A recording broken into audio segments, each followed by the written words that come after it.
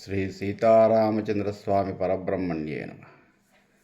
ఆపదామపహత్తారం ధాతారం సర్వసంపదాం లోకాభిరామం శ్రీరామం భూయో భూయో నమామ్య. భగవద్బంధులందరికీ కూడా శుభోదయం. శ్రీ విష్ణు సహస్రనామ స్తోత్ర పారాయణంలో భాగంగా వ్యాఖ్యలో భాగంగా మనం నిన్నటి వరకు ఒక శ్లోకాన్ని చూసాం. అప్రమేయో వృషీకేశ పద్మనాభో అమర ప్రభు విశ్వకర్మ మనస్వష్ట సవిస్తహస్తవిరో ధ్రువ. ఈ రోజున మరొక శ్లోకాన్ని చూద్దాం.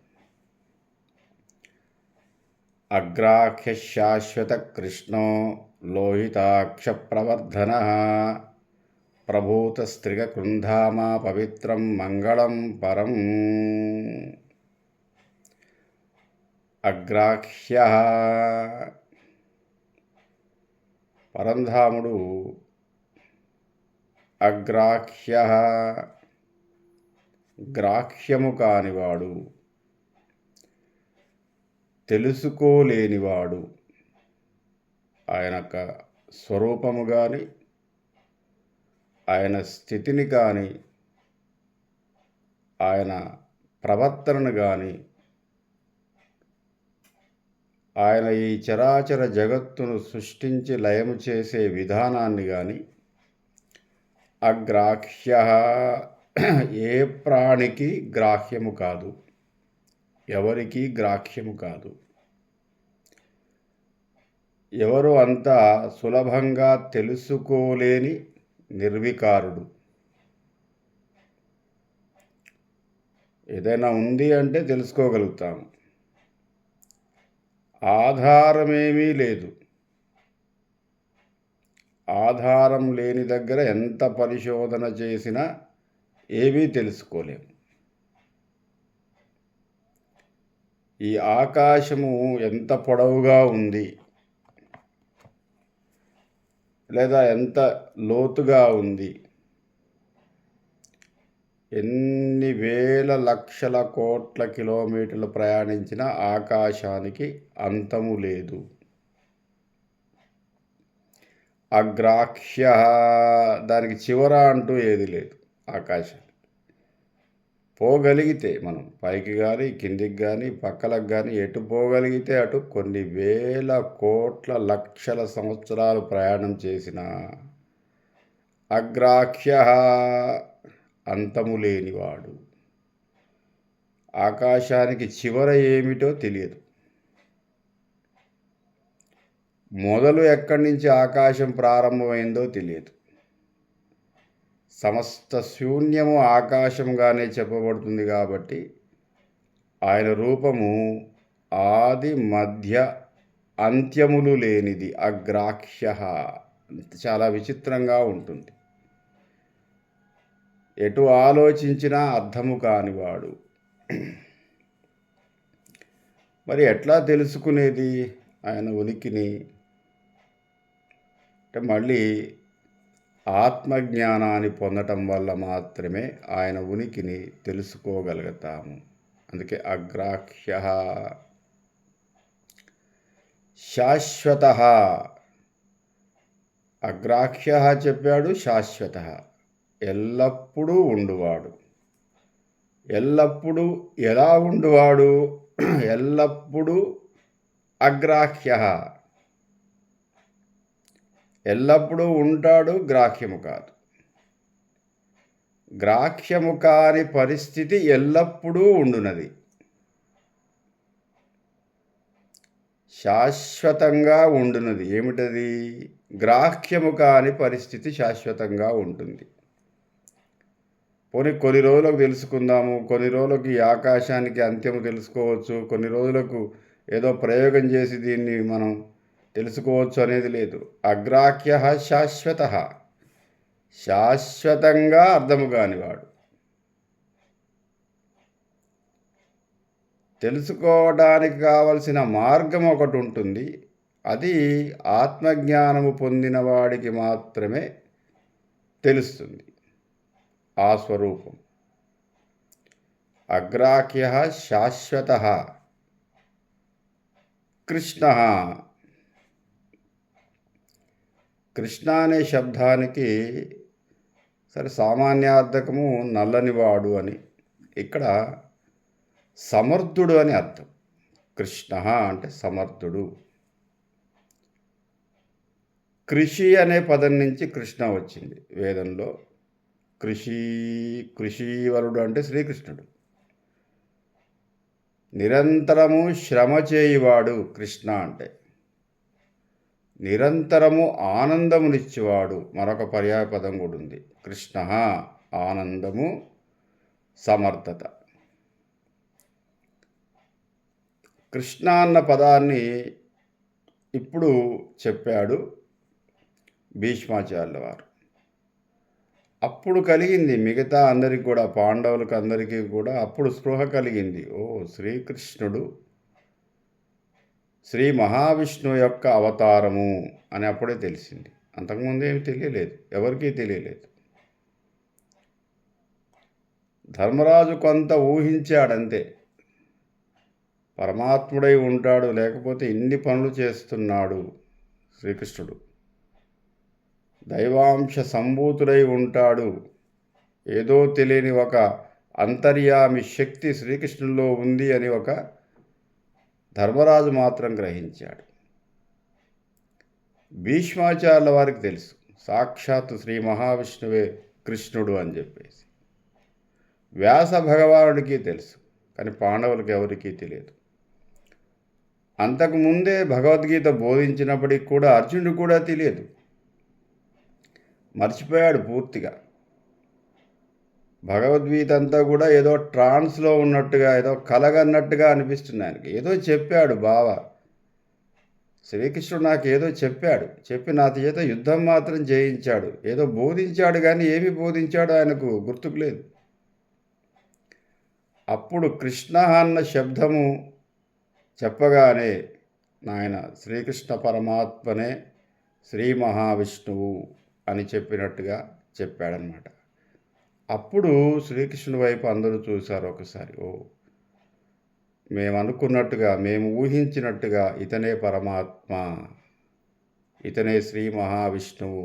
ఆయన అంశలో నుంచి, ఆయన అవతారంలో ఒక అవతారంగా అయిన శ్రీరాముడు ద్వాపరయుగంలో, కృతయుగంలో ఎట్లాగైతే అవతారము ధరించాడో, ద్వాపరయుగంలో శ్రీకృష్ణుడు శ్రీ మహావిష్ణువే కృష్ణుడిగా అవతారం ధరించాడని చెప్పేసి మిగతా పాండవులకి అప్పుడు స్పృహ కలిగింది. సమర్థత కలుగువాడు, ఆనందాన్నిచ్చేవాడు, కృషీవరుడు. కృష్ణ అంటే కృషీవరుడు. తన యొక్క శ్రమ చేత, తన సమర్థత చేత మొత్తం మహాభారతాన్ని నడిపించాడు శ్రీకృష్ణ పరమాత్మ. వాస్తవంగా మనము మహాభారతంలో నాయకుడు అంటూ ఎవరూ లేరు, ఎవరికి వారే నాయకుడు. అర్జున్ని గురించి వర్ణించేటప్పుడు అర్జునుడు నాయకుడిగా కనిపిస్తాడు, నాయక లక్షణాలు, అరే అర్జునుడా ఏంటి అని. ధర్మరాజు వర్ణించేటప్పుడు ధర్మరాజు నాయకుడిగా కనిపిస్తాడు. భీముడిని వర్ణించేటప్పుడు భీముడు నాయకుడు, ఇదంతా చేసేవాడు, బలవంతుడు అనిపిస్తాడు. అభిమన్యుడిని వర్ణించేటప్పుడు ఏమి నాయక లక్షణము, అభిమన్యుడు అనిపిస్తుంది. ద్రోణాచార్యుని వర్ణించేటప్పుడు ద్రోణాచార్యుడు, ఇదంతా కూడా మహాభారతానికి మూలం అనిపిస్తుంది. భీష్ముడిని వర్ణించేటప్పుడు భీష్ముడు అంతటి వాడు లేడు అసలు. కర్ణుడిని వర్ణించేటప్పుడు కర్ణుడు, నా కర్ణః నా భారతం, కర్ణుడు లేని భారతాన్ని చదవలేమని చెప్పేసి అంటారు పెద్దలు. కాబట్టి ఎవరికి వారే నాయకులు. కానీ వ్యాస భగవానుడు మాత్రము చివరిలో మహాభారతానికి అంతటికీ కూడా నాయకుడు ధర్మరాజనే చెప్పాడు. కానీ మనకు అనిపించదు, శ్రీకృష్ణుడు అనుకుంటారు చాలామంది. శ్రీకృష్ణుడికి నాయక లక్షణాలు ఆపాదించబడలే, సామాన్య మానవుడుగానే ఉన్నాడు ఆయన. నిత్య కృషీవరుడు, ఎన్ని అద్భుతాలు చేశాడు, ఎంత శ్రమపడ్డాడు, ఎంత కష్టపడ్డాడు ఆయన. అవతార పురుషుడే కానీ ఎన్ని కష్టాలండి. మామూలుగా మన కష్టాలు అనగానే రాముల వారు గుర్తొస్తారు, కానీ రాముల వారి కన్నా 10 కష్టపడ్డవాడు శ్రీకృష్ణ పరమాత్మ. 10. ఇక చెప్పడానికి లేదు, అదొక రోజు చెప్పుకోవాల్సిందే మనం. శ్రీకృష్ణుడు పడ్డ కష్టాలు, మనం శ్రీకృష్ణుడు అనగానే ఏదో 8 మంది భార్యలు, ద్వారకా నగరం, ఆయన ఏదో యుగ పురుషుడు, శృంగార పురుషుడు అని చెప్పేసి మనం అనుకుంటాం. కానీ ఆయన పడ్డన్ని కష్టాలు రాముల వారు కూడా పడలేదు. అందుకే కృష్ణ నిత్య కృషీవరుడు, ఎప్పుడు అప్రమత్తంగా ఉండువాడు కృష్ణ అంటే. అటువంటి కృష్ణ శబ్దాన్ని ధరింపజే సాక్షాత్ కృష్ణుడు. ఆయన స్వరూపం ఏమిటంటే నిత్య కృషీవరుడు, నిత్యము సృష్టిస్తూనే ఉంటాడు. స్థితికారకత్వాన్ని నిరంతరము కంటికి రెప్పలాగా ఈ ప్రపంచాన్ని, ఈ యొక్క జగత్తునంతటి కూడా కంటికి రెప్పలాగా చూసువాడు కృష్ణ. అగ్రాహ్య శాశ్వత కృష్ణ లోహితాక్ష. లోహితము అంటే పద్మము, లోహితాక్షుడు అంటే పద్మముల వంటి కన్నులు కలవాడు. అంటే మరి రూపం లేదంటున్నారు, ఈ జగత్తే తన రూపం అంటున్నారు, మళ్ళీ కళ్ళెక్కడి అంటే జగత్తులో ఉన్నటువంటి జ్ఞానమంతా కూడా ఆయన పద్మాలు. కళ్ళల్లో ఉంటుందట జ్ఞానం అంతా కూడా. అంటే ఒకరి కళ్ళు చూడగానే అరే ఎంత జ్ఞానవంతుడు అనిపిస్తాడు. అదే కళ్ళల్లో తెలివి లేదంటారు చూడండి, ఏదో ఉన్నాడు కానీ ఆ కళ్ళల్లో ఏ తెలివి లేదంటాడు. అదే కళ్ళల్లో తెలివి ఉంటే ఏంటి, ఎట్లా తెలుస్తుంది? అంటే ప్రకాశింపబడినటువంటి నేత్రములు కలవాడు. అట్లా చూడగానే కళ్ళతోటే మనం అట్లా ఒకసారి చూడగానే, ఆ కళ్ళను చూడగానే అబ్బా ఏమి జ్ఞానము, ఏమి స్వరూపము, ఏమి బ్రహ్మస్వరూపము అనిపిస్తుంది. బ్రహ్మ అంటే జ్ఞానం, జ్ఞానము ద్వారా ప్రకాశించటం. మనము అందము అంటే ఏమనుకుంటామంటే శారీరక అందమే అందం అనుకుంటాం, కానీ జ్ఞానానందమే అందము. చాలా తెలివైన వాడు, చాలా గొప్పవాడు, చాలా అందంగా కనిపిస్తాడు. వాళ్ళ తెలివితేటలతోటి చూడగానే ఎంత గొప్పగా ఉన్నాడు అనిపిస్తాడు. జ్ఞానస్వరూపుడు కాబట్టి చాలా అందగాడు శ్రీకృష్ణుడు, విష్ణుమూర్తి. కాబట్టి అగ్రాహ్య శాశ్వత కృష్ణ లోహితాక్ష, ఆయన స్వరూపము పద్మముల వంటి కన్నులు గలవాడు. అంటే పద్మము జ్ఞానానికి, జ్ఞానం ఎప్పుడు ప్రకాశిస్తూ ఉంటుంది, కళ్ళు ఎప్పుడు కూడా ప్రకాశవంతంగా ఉంటాయి. కాబట్టి జ్ఞానమే నేత్రము కలవాడు. ప్రపంచంలో ఉన్నటువంటి సర్వజ్ఞానము ఆయన నేత్రము. కాబట్టి జ్ఞానము నేత్రములుగా కలవాడు లోహితాక్ష ప్రవర్ధన.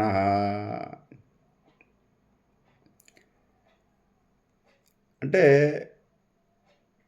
లయించేటటువంటి వస్తువులన్నీ కూడా ఆయన ఆహారముగా భావించబడుతుంది. అంటే నిరంతరము కొన్ని పుడుతున్నాయి, కొన్ని లయింపబడుతున్నాయి. నిరంతరం ప్రతిరోజు కూడా కొన్ని ప్రాణులు చనిపోతున్నాయి, కొన్ని వస్తువులు లయించిపోతున్నాయి. ప్రతిరోజు కొంత నూతన సృష్టి జరుగుతుంది. చెట్లు చిగురిస్తున్నాయి, పూలు వికసిస్తున్నాయి, పళ్ళు కాస్తున్నాయి, కాయలు కాస్తున్నాయి, మళ్ళీ కొన్ని రాలిపోతున్నాయి, కొన్ని చిగురిస్తున్నాయి. ఇది నిరంతరం జరిగే ప్రక్రియ. ఈ ప్రక్రియలో ప్రతిరోజు లయింపబడే ప్రాణులు కానీ, జీవులు కానీ, వస్తువులు కానీ అవన్నీ కూడా ఆయనకు ఆహారముగా చెప్పబడింది. ఆయన తినే ఆహారం ఏమిటంటే ప్రతిరోజు లయింపబడే వస్తుజాలము, ప్రాణి, అదే ఆహారం. మళ్ళీ ప్రతిరోజు కూడా వికసిస్తూ ఉంటుంది. నిరంతరం ప్రకృతి అంతా కూడా ప్రకాశిస్తూ ఉంటుంది, వికసిస్తూ ఉంటుంది. కొన్ని మళ్ళీ సమయం అయిపోయినాయి, అవి లయింపబడుతుంటాయి. దాని కాలము చెల్లినవన్నీ పోతూ ఉంటాయి, మళ్ళీ వికసిస్తూ ఉంటాయి. ఇదంతా కూడా ప్రవర్ధన.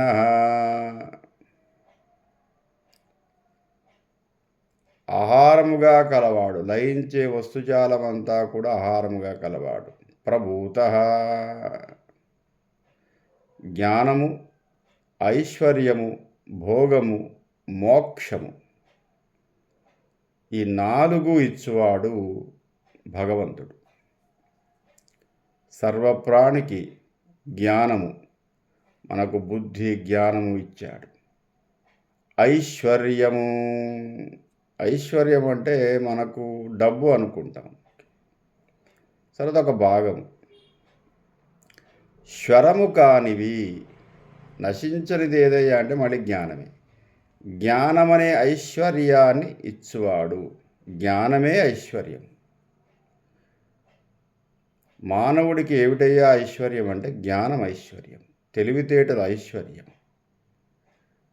ఐశ్వర్యము అంటే మనము డబ్బులు, ఏదో నగలు, వస్తువులు, లేదో ఇంత పదవులు ఇవన్నీ అనుకుంటాం.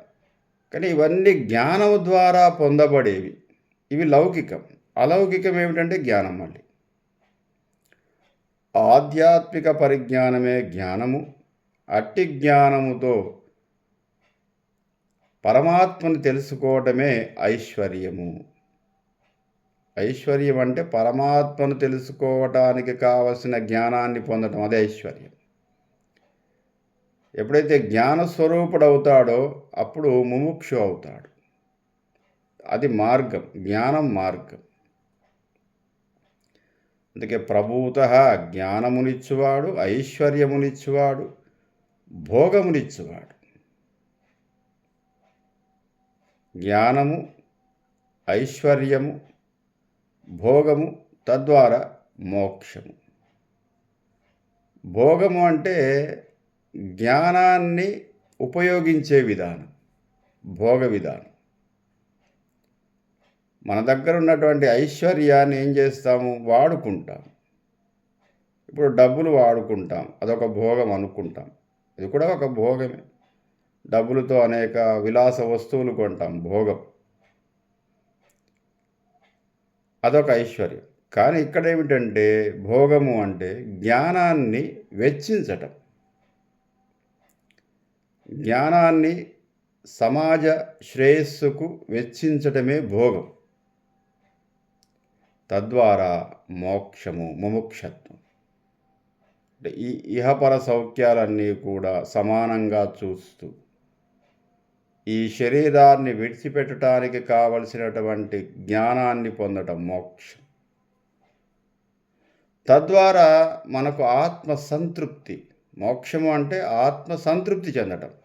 మోక్షప్రాప్తి ఆత్మసంతృప్తి చెందటం. ఆత్మసంతృప్తి అంటే ఏమిటి? ఇహపర సౌఖ్యాలను వదిలేయటం.